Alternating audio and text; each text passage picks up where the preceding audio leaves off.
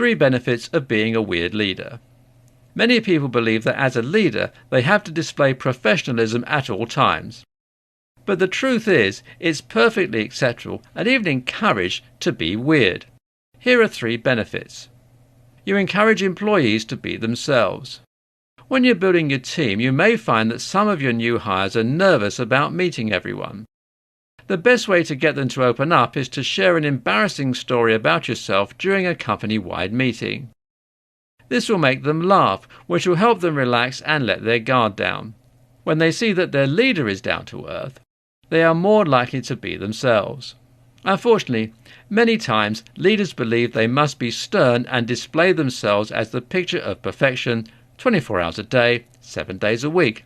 They believe that this is the best way to get respect. However, the truth is, this is one of the worst things you can do as a leader. You must be able to be honest with your team about your weaknesses, because this is the best way to improve your own credibility and get them to respect you. 5 active steps to build confidence and be yourself. Building confidence is more about belief than ability.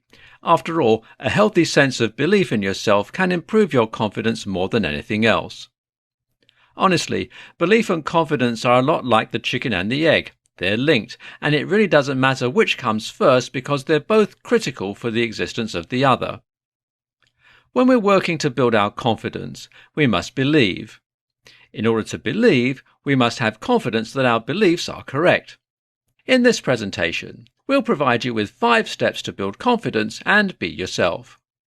Draft a strong personal belief statement. This can completely change things. Your belief statement needs to concentrate on your beliefs as well as remind you of what you're capable of. You need to feel both good and empowered when you speak your belief statement out loud. Take 10 minutes to jot down some of the challenges you've faced and the themes that keep coming up in your life. Next, take 10 minutes to generate potential belief statements that claim your ability to overcome them. Now, spend 5 to 10 minutes speaking the statements you've written. Finally, choose the one that evokes positive emotion / confidence in you. Once you've established your personal belief statement, memorize it. When you frequently recite your belief statement, you lay the foundation for building long-term confidence. Practice makes perfect. The more you practice confidence, the stronger your confidence will be. You already know of things that you're good at and capable of. This can help boost your confidence, especially when it provides proof that you can do anything. When you accomplish something, it's a chance to practice confidence, and expressing that confidence out loud, whether to yourself or others, can truly transform your whole belief system. Your confidence is like a muscle. It must be strengthened. If you don't use it, you lose it. That is, if you don't strengthen your confidence, you won't stand a chance when faced with disappointment. Invite confident / competent people into your life. You reflect your environment and those you spend time with. Therefore, you need to make sure to invite confident / competent people into your life. These people will model behaviors that benefit your growth. When you watch others exhibit their confidence, even when faced with challenges, it will strengthen your belief and confidence in yourself. Their presence in your life will prove that you can be confident even when faced with struggles. Plus, it reminds you that you're not alone, which is the best feedback you'll ever find. Track your wins. Your inner critic can get aggressive and loud when self-doubt rears its ugly head. This can end up compounding into an assault on your beliefs, which can make it difficult to build your confidence. Unfortunately, it seems to be easier to remember what went wrong, but not always easy to remember what went right. However, if we keep a record of our wins, we can refer back to them as a reminder of our accomplishments, bravery, and capabilities.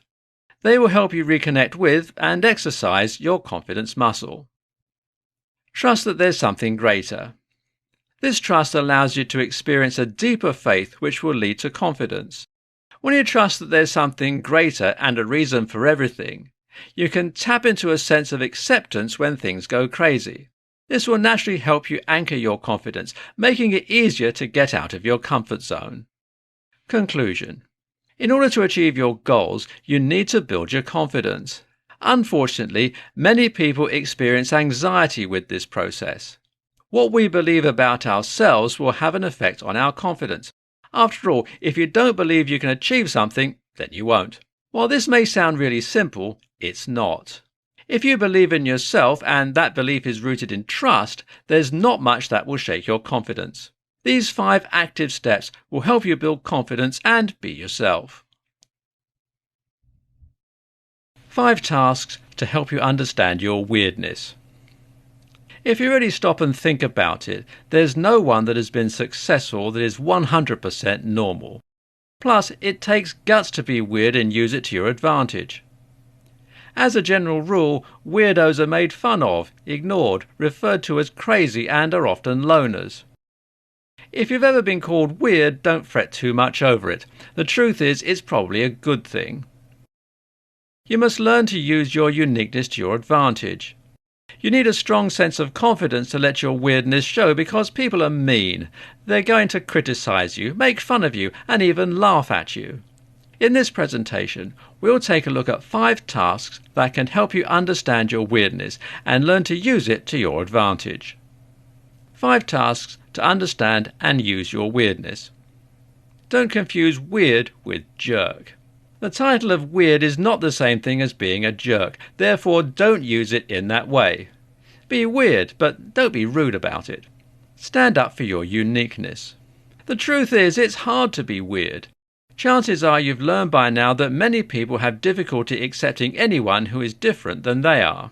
People are going to do whatever they can to make you normal. They may physically beat you up, or they may tease or ignore you until you comply. Sure, being weird is hard sometimes, but if you own it and don't back down no matter what, those in your life will learn to love you for it. Don't shy away or try to hide. Unfortunately, many times people get into situations and their weird starts to show, and instead of letting it happen, they bury it as quickly as they can before anyone else catches a glimpse of it. The truth is, weird is part of who you are, whether you like it or not. If you attempt to hold it in, you're not being true to who you are, which is the worst thing you can do. You're special because of your weirdness, and if you nurture it, it'll grow and you'll be able to use it to your advantage. Prepare for a different lifestyle. One thing you must keep in mind when you're weird is that your lifestyle is going to be completely different from that of anyone else. You may decide that you want to move into a hut and become a painter. Then again, maybe you want to investigate paranormal activities. Most people are not going to understand you, and the hard part is, some of those people will be those that you love deeply. However, no matter what, you must always be true to who you are. This is your life, and you only get to live it once. You must do whatever makes you happy. It's fine if you need to be selfish and never look back. Stop caring. This is one of the hardest things you'll have to do, and truthfully, no one ever completely masters it. However, the less you care, the more your weirdness will thrive, which means your happiness will increase because you're being true to yourself. Of course, some people change based on their environment. You may have to tone down your weirdness in certain situations, as some people may get overwhelmed with you. Ultimately, you must be true to who you are. Avoid those who don't support you as much as possible. Conclusion. If you really think about it, most of the really successful people in the world have a bit of weirdness in their personality. Sure, it takes guts to be weird. As a general rule, weird people are shunned. However, the truth is, you must learn how to understand your weirdness and use it to your advantage. 5 tips for getting comfortable in the uncomfortable. As humans, we believe that stress is a bad word. We do whatever we can possibly do to avoid it. However, the truth is, sometimes stress can be beneficial because it gets us out of our comfort zone, which can launch us into success. One of the worst things you can do to your career, or even to your life, is to remain too long in your comfort zone. Unfortunately, when you don't get uncomfortable, you don't grow. If you don't grow, you get stagnant, which is never a good thing. If you ever want to reach your true potential, you need to experience a bit of stress and discomfort. In this presentation, we'll give you 5 tips for getting comfortable in the uncomfortable. Remove frustration from your vocabulary. Over the past few years, one of the primary leadership buzzwords has been resiliency. which of course has different meanings for different people. However, for most people, this term means to be as strong as possible by being adaptable when things change and removing the word frustration from your vocabulary.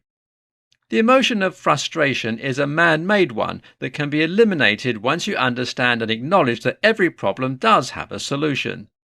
As a strong, resilient leader, you must learn to break down the problem into the smallest possible components to find the solution. This will help you become stronger and more resilient and eliminate frustration. Focus on short-term resolutions / small wins. The next tip for becoming comfortable with the uncomfortable is to leverage small wins and short-term resolutions. This means that you must be taking each day as it comes, focusing only on what is under your control, and then find the places where you can have small wins and only need short-term resolutions. The small wins not only build your own confidence, but can also help to build the confidence of your team. Then, as you begin to connect your short-term wins to create long-term wins, your confidence will increase and you'll become more comfortable with the uncomfortable. Follow your intuition. When you're feeling uncertain and uncomfortable, you'll only increase your discomfort if you start to overanalyze and/or overthink the situation. One of the best things to do is to trust your own intuition and feel confident that even if you do make a mistake, it'll be easy to fix. Find ways to proactively innovate. When you react to what's going on around you, the chances that you will feel uncomfortable are increased. However, you can take action by evaluating the situation and challenging the situation at hand. When you are the one that is driving the situations in your world instead of reacting to them, you will be much more comfortable with being uncomfortable. One of the ways that you can do this is to find ways that you can innovate the current situation. Unlearn and relearn new things. One of the main reasons why people are uncomfortable as a leader is that they're stuck in their old ways of thinking. When you can unlearn some of these old thought processes, you'll be a lot more comfortable with being uncomfortable. Conclusion. As humans, we often do whatever we can to remain in our comfort zone. We don't want to be uncomfortable. However, if you never get uncomfortable, you will never grow, which means you'll be stuck for a very long time. On the other hand, if you can implement some of these 5 tips for getting comfortable in the uncomfortable, you'll see growth like you've never seen before. 5 tips for setting boundaries with people who try to squash your weirdness. You've been told that you have a unique personality and there are some people in your life who have tried to squash that. Unfortunately, you struggle with setting boundaries, but the good news is you're not alone. This is something that a lot of people seem to struggle with. In this tutorial, we'll explain 5 tips for setting boundaries with those who are trying to stifle your uniqueness.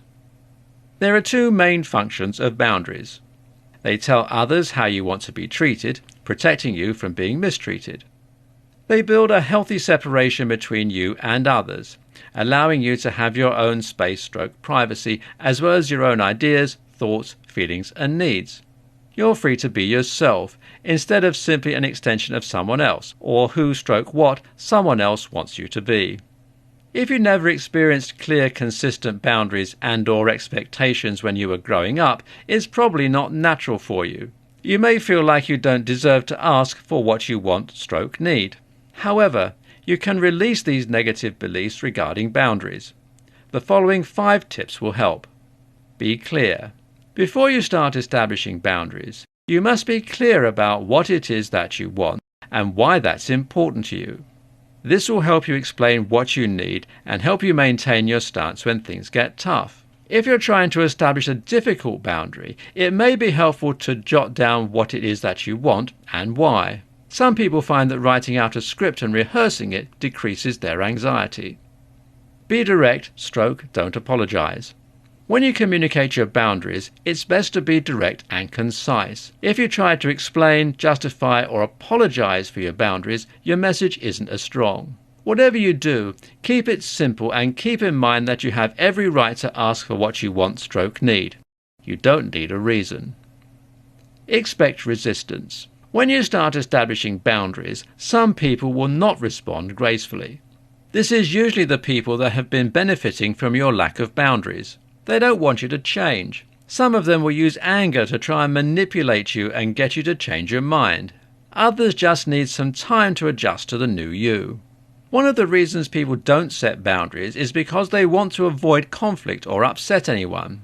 When people don't like the boundaries you're trying to establish, it's easy to revert back to your former passivity.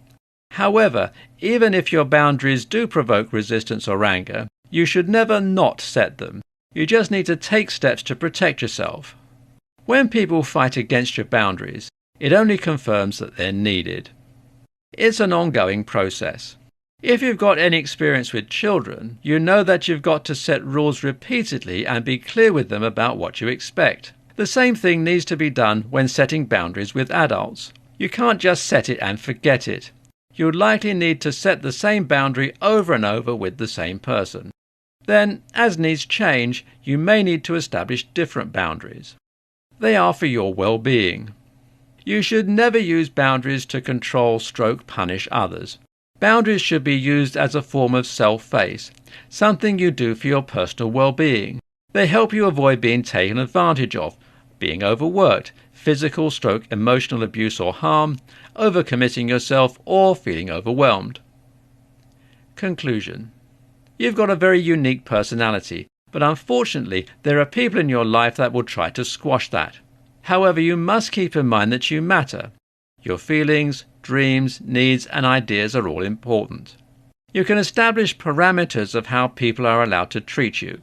These 5 tips can help you set boundaries with people who try to squash your uniqueness. 5 ways to stop looking for approval from other people.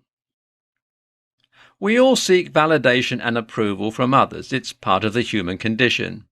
This is perfectly acceptable to do occasionally. However, at some point it becomes habit, and this is when it's time to take a step back and realize that you don't have to have the approval of others to feel good about yourself and your achievements. In this tutorial, we're going to explain 5 ways that you can stop looking for approval from other people. Why do we seek approval? The truth is, confidence comes from validation. If we don't trust ourselves, we turn to others to find that approval. We trust the opinion of others more than we trust our own. We believe their opinion of us holds greater validity because we don't believe in ourselves or our own perspective. However, there is some good news. You can turn this around and learn to build stronger trust/confidence in yourself. 5 ways to stop seeking the approval of others. The good news is it's possible to flip the script and learn to build stronger trust and confidence in ourselves. These 5 tips will help. Replace your inner critic. According to the experts, we are our own worst critic. When we're critical with ourselves, it undermines our confidence. Therefore, when you have these critical thoughts, try to catch them, either by meditating or journaling, and pay attention to how they make you feel. Acknowledge them, but counter them by reminding yourself that you are valuable and capable. Invite nice people into your circle. When you're surrounded by people that don't have your back, we begin to crave validation.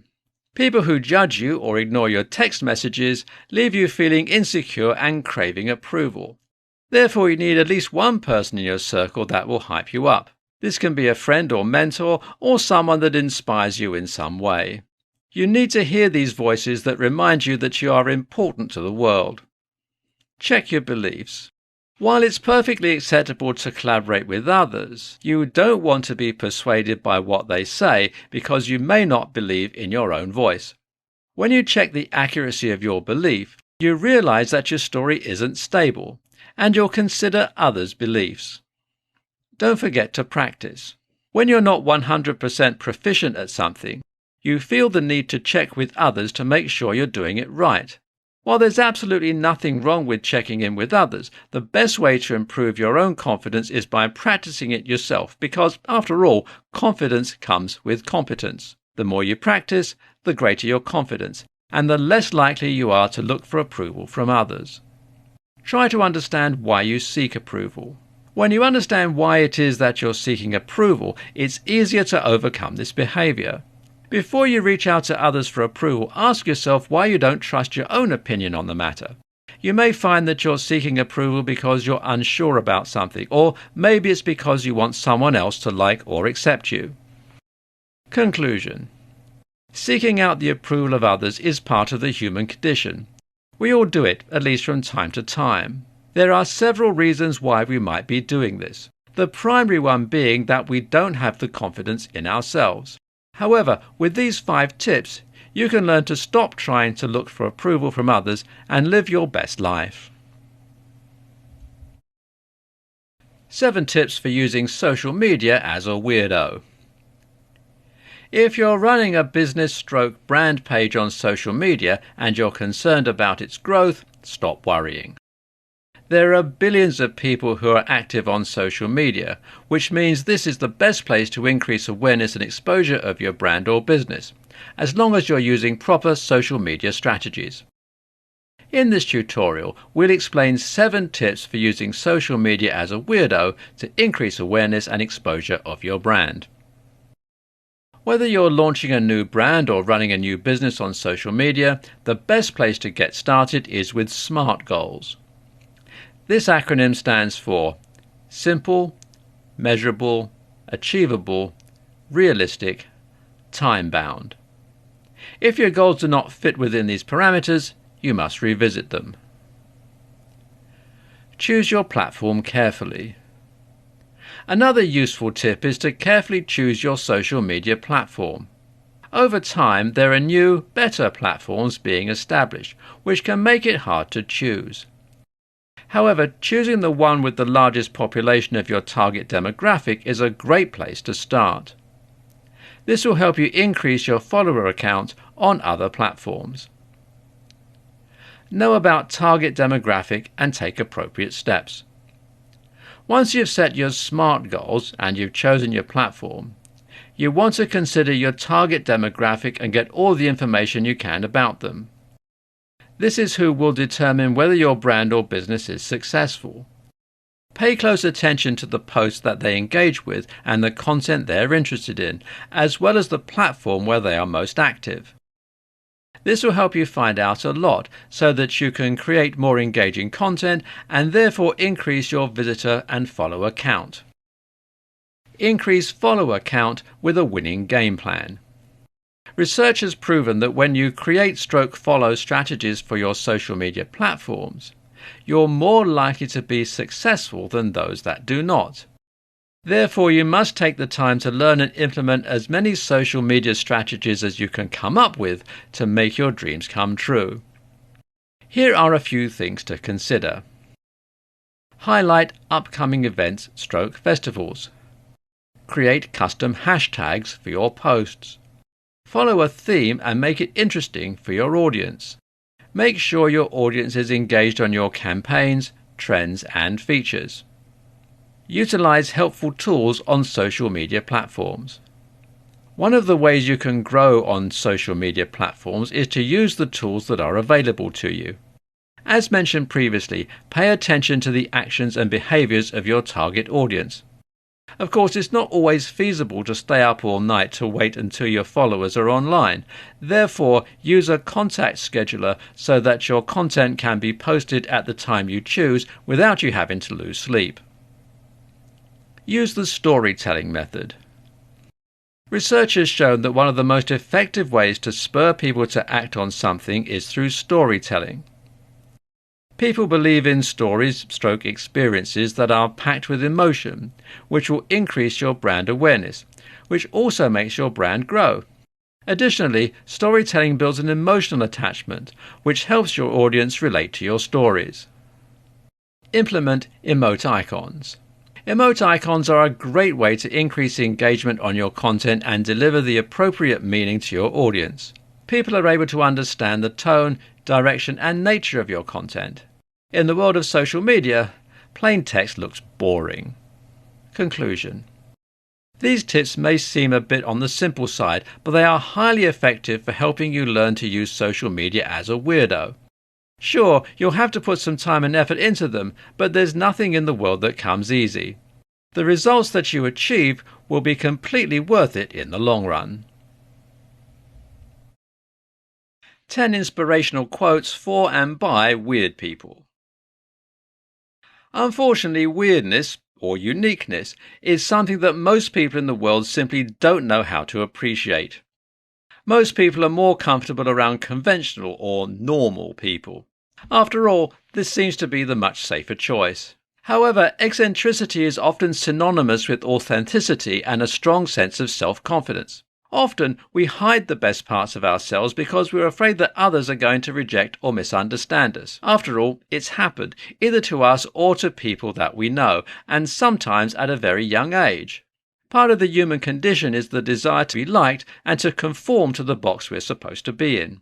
At some point, there comes a time when we realize that we don't want people to like us for something or someone we are not. This is the point where you learn to embrace your weirdness and learn to appreciate your unique self, flaws and all. In this presentation, we'll provide you with 10 inspiration quotes for and by weird people that will encourage you to be yourself, no matter how weird you may seem to others. In nature, nothing is perfect. Trees can be contorted, bent in weird ways, and they're still beautiful. Alice Walker. Be weird, be random, be who you are, because you never know who would love the person you hide. Unknown. There's no such thing as a weird human being. It's just that some people require more understanding than others. Tom Robbins. I'd rather be weird and happy than normal and miserable. Suzanne Colasanti. I don't see myself as weird. I just see myself as honest. Tori Amos.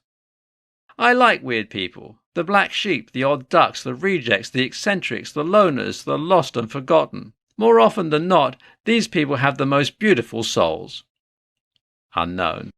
I am convinced that the only people worthy of consideration in this world are the unusual ones. For the common folks are like the leaves of a tree and live and die unnoticed. L. Frank Baum. I think everyone's weird. We should all celebrate our individuality and not be embarrassed or ashamed of it. Johnny Depp.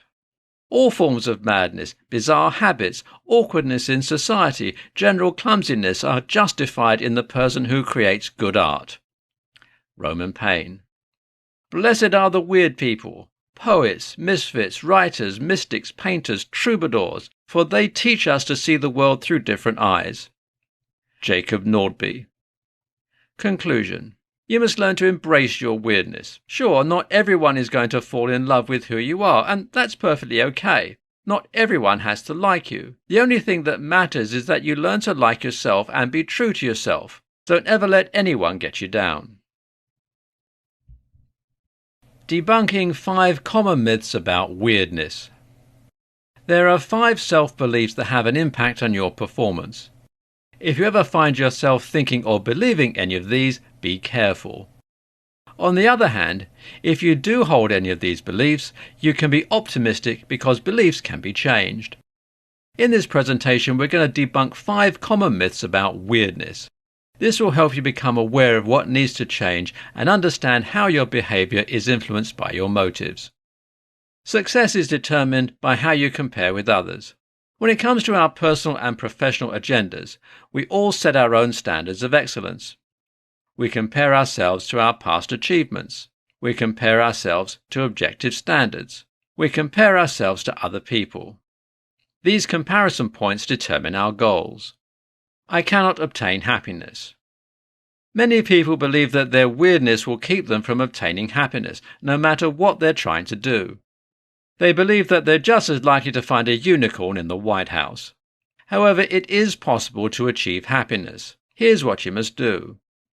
Figure out your values. Understand that attaining certain goals isn't the answer. I'm not in control of the world. According to Carol Dweck, a psychologist, we have one of 2 primary viewpoints that affect how we interact with the world. We believe that we can change and grow with personal effort, or we are at the mercy of the world, unable to influence our own destiny. My skill/ability is extraordinary. A survey from 2018 indicated that 73% of nearly 3,000 college-educated Americans believed that they were above average intelligence. Unfortunately, skill inflation is a major issue in the workplace. A college graduate will show up for a job thinking they can do it when, in reality, they're not even close to being prepared. In addition to derailing your career, overconfidence in your skills makes you seem hopeless because you have no clue that your performance is subpar. When you're in a professional environment, you may have a hard time recognizing the obvious, and instead of trying to improve, you just keep looking for validation for your own beliefs while ignoring information that conflicts them. It's my motivational type. As humans, we have a voracious desire to try to find the reason for certain behaviors, outcomes, and events. If something doesn't work out right, we want to know who caused it and why it happened. If something does work out perfectly, we snatch up credit and then try to find out how and why it was a successful outcome so that it can be repeated in the future. We also enjoy not expending cognitive effort when we can. Why should we think/reason if it's possible to generalize? This pattern of seeking causes an event, and also resting our brain causes us to label others based on certain characteristics and traits. We use labels to justify our identities and behaviors. Labeling ourselves and others becomes an issue that leads to inaccurately branding others for several reasons. For example, though some consultants/authors would like you to believe it, there is actually no such thing as fixed motivation. Though you might exhibit some dominant motivations, your behaviors actually change with the situation. When we generalize, we assume that everyone that falls under that certain label have the same motivations.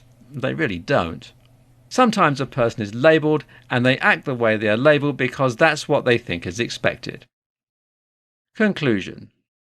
If you find that you have any of these weird thoughts or behaviors, don't stress too much over it. The truth is, when you become aware of it and decide that you want to change, you'll be able to. Hopefully, this has helped you to debunk 5 common myths about weirdness. How to foster creativity, one day at a time. Looking back through human history, you can see that value has been placed on creativity. Some have even referred to it as the skill of the future. Perhaps this is because creativity helps individuals adapt to uncertainties and solve issues as they come up.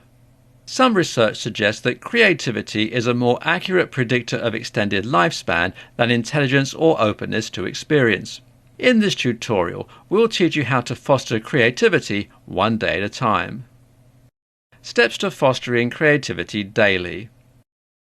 Here are 8 steps to fostering creativity in your daily life. Make a plan. The very first step to fostering creativity is to work on your craft. While this may seem obvious, the truth is many of us forget that in order to be successful, we must work hard and practice. We can't just sit still doing the same thing every day and expect to see improvement. In order to grow, we must consistently water our soil. One way to do this is to make a plan. Set aside time on a daily basis to work on specific things. Additionally, set goals for yourself. Creating a plan instills commitment. Giving yourself deadlines helps you to manage and track your progress. Most of all, this will keep you accountable. Carry a journal. In some cases, you may feel like you're running around with no time to foster your creativity. However, don't let this limit you. Keep a journal with you at all times. This way you can pull it out and jot down ideas as they come up. This will help you spark your creativity when you have time to work on it. Establish a notes section on your phone or computer. If you're like most people, you use your phone and/or your computer to check your messages, answer emails, check social media, interact with clients, surf the internet and more.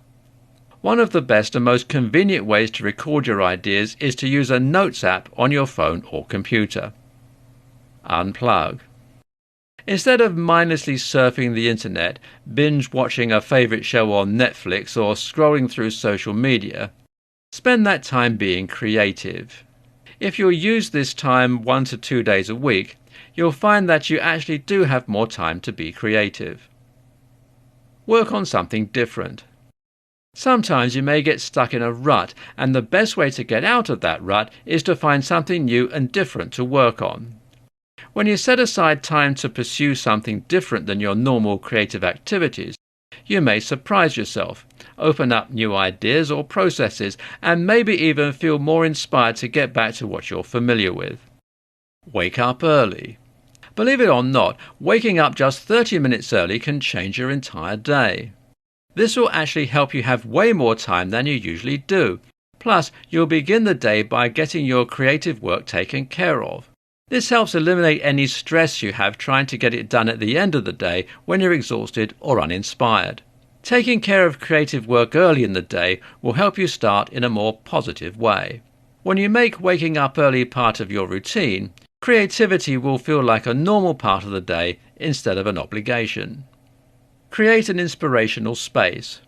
If you find something that inspires you, email the link to yourself or pin it to your Pinterest board or bookmark it. This will ensure that you don't forget about it and you can find it again in the future. Plus, it will give you a list of inspirational content in the future when you find yourself stuck. Embrace the mess. The truth is, everything you create is not going to be a headline-worthy piece. However, don't let this get you down. The important thing is practice, not perfection. Embrace the mess and understand that success is an ongoing process. Enjoy the process, even the mistakes, and let yourself grow. Conclusion.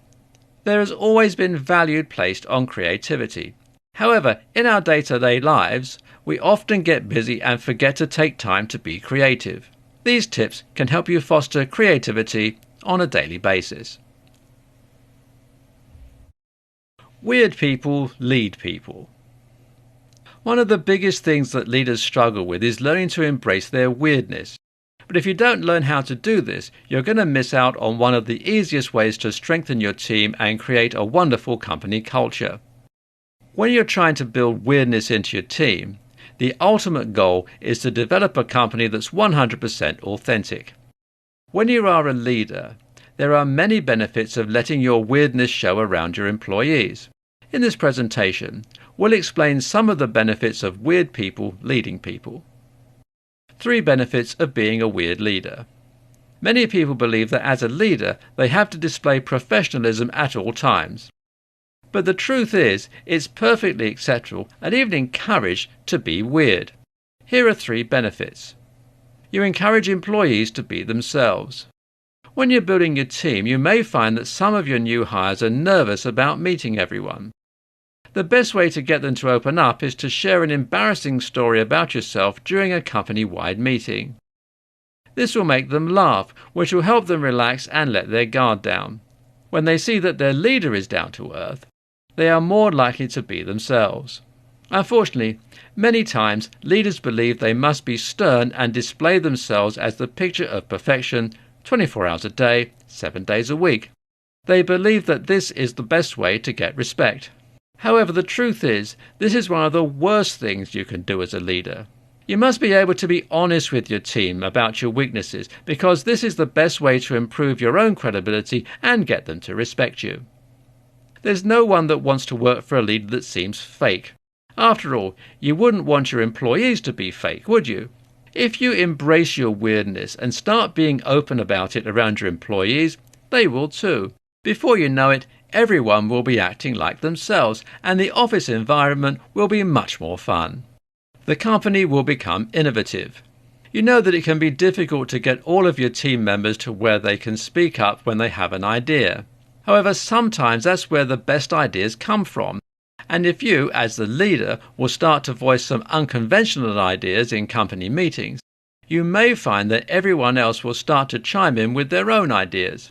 In some cases, you may find that it's fun to throw out an idea that you know the team is going to veto. This will indicate to the team that their ideas can't be that strange or bad and encourage them to speak up more often. Since you're the leader, your team members will feel good about themselves when their idea is voted in over yours. Sure, it means that you lose the spotlight for a moment, but it builds the confidence of your team members, and they'll start innovating without your encouragement. You'll make better hiring decisions. Once the team members start to let their inner weirdness show, it will begin to rub off on those that you interview.